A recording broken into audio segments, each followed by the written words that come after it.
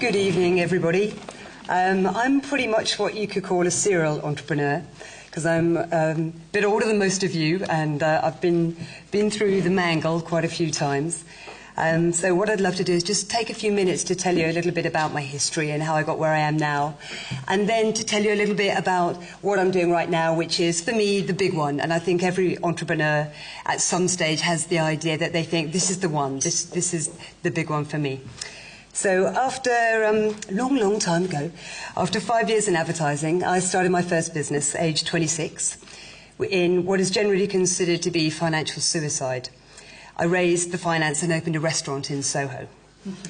It was an amazing experience for me, though, in many ways, because to go from that heady roller coasters of 80s advertising with the mega bucks and the huge egos to running a restaurant was a very, very different experience and a huge culture shock for me. Crazy chefs, crazy critics, crazy margins.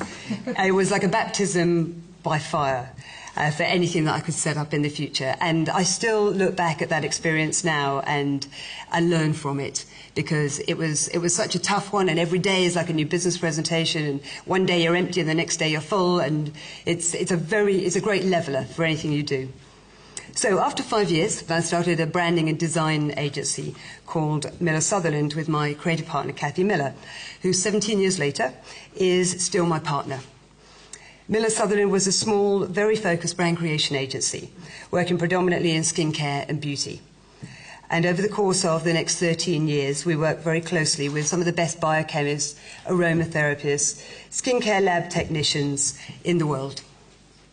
Of course, like most creative agencies, we always felt that our beauty clients were never quite brave enough to do what they really should be doing. They'd always somehow go so far and then they'd stop. They wouldn't do the final leap. So we decided that we would put our money where our mouths were, and we created a brand of our own. And the brand that we created was something that was very personal to us. It was something that at that time, which is now going back 10 years, it was something that we wanted to buy. It was a modern aromatherapy brand called Mio. It was incredibly useful for us because we did it from scratch. So you learn everything. You do the packaging, you do the brand language, you decide what goes in the bottle, what that formulation is going to be, and you create the fragrance and everything around it.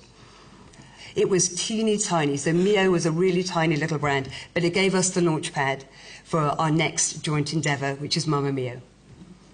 Once again, Mama Mio was born out of really selfish needs. Sometimes I feel that that's the best way. The three of us had 7 kids between us, and we needed safe, effective skincare to take us through that whole 9-month stretch, and most importantly, to help us get our bodies back afterwards. 3 years ago, we recognised that there was still a huge gap in the beauty market for such products. What we found was, at that point in your life, that whole thing of being a mother, pregnancy, and then the whole journey of motherhood, there's actually very little out there for you, and we wanted to change that. So Mama Mio was designed, all the formulas finalised, the all-important language of the brand was written, and we started to put our business plan together. I was always very determined with Mama Mio that we would launch in the US at the same time as the UK, and that we would have proper funding and board-level expertise. We launched in September 2006, funded by Investec Bank. So that's just 2.5 years ago. Since then, we've evolved Mama Mio significantly, starting out with our focus on pregnancy and now expanding our appeal to all mothers. As we say, skincare for supermamas. Whether your baby is in your tummy or in college, once a mama, always a mama. So our first year was a huge learning curve. We received great press attention, skincare, parenting awards, amazing testimonials, which is always really good food for the soul, because obviously you're a small team and you're working very hard. We opened 300 stores worldwide, launched in Scandinavia and South Africa, created and launched a whole range of spa treatments for mothers as well, Mama Mio, Mama's Touch. But with all this critical success, we were still underfunded to support the retailers with the marketing programs that we needed in order to build sales. We were very aware that we were not only launching a brand, what we were really doing was establishing a brand new category. So, in February last year, we met Bob Nielsen, who is now our chairman. Bob was the president head honcho of Estée Lauder in America. he had grown Estee Lauder into the huge business that it is today.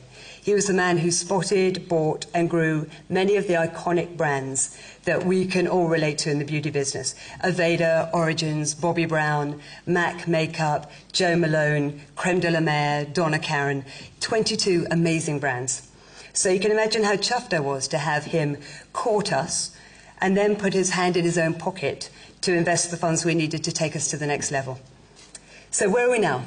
We're now in 600 stores, from Harrods, Harvey Nichols, and John Lewis, through to US beauty meccas like Fred Siegel and Bliss, the spa. We're in 6 other countries: Australia, New Zealand, France, Ireland.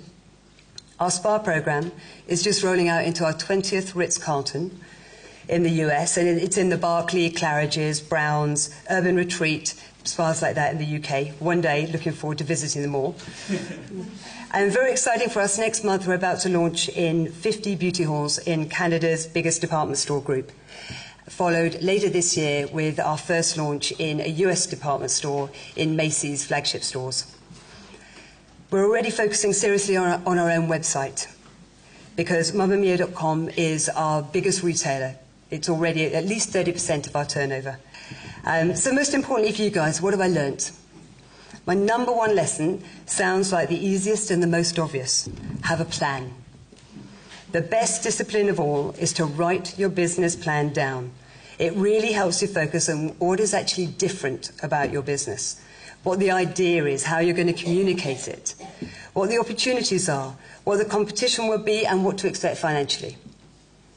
Of course, there'll always be a lot of guesswork. Of course there are. You don't know how many of whatever you're going to sell. Nobody does. There is no magic to it. You just put a number down, and it's based a lot on gut feel, a little bit of common sense, but it gives you a framework. And that framework becomes your roadmap. And of course, you can go off on little detours on your way, but it just means that you've got something that you can eventually work to with an end goal in sight. It's something that obviously you're going to use to help raise finance, build a team around, and it's the most focusing thing that I can recommend to anybody is write it down. Don't just talk it, write it down. I learned a huge amount from working with our first investors, Investec Bank, who were harsh, but really good at disciplining me.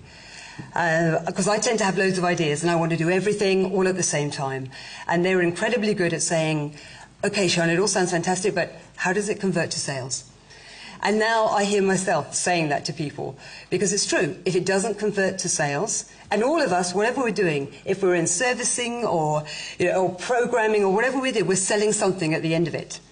And if it doesn't convert to sales, why are you doing it? And that, I think, has been my number one biggest lesson over the last 2 years. I've always been a team player. So I thrive on leading a great team forward and coping with all the challenges and the highs and lows. I'm not one of those entrepreneurs who's on their own. It really relishes everything on being alone at the forefront. I much rather be part of a team. And I think the fact that my partners are all great friends is a massive bonus to me, because it means that we trust each other implicitly, and I think in business that's incredibly important and something I value every day. I also believe in the principle of having a smaller slice of a bigger pie.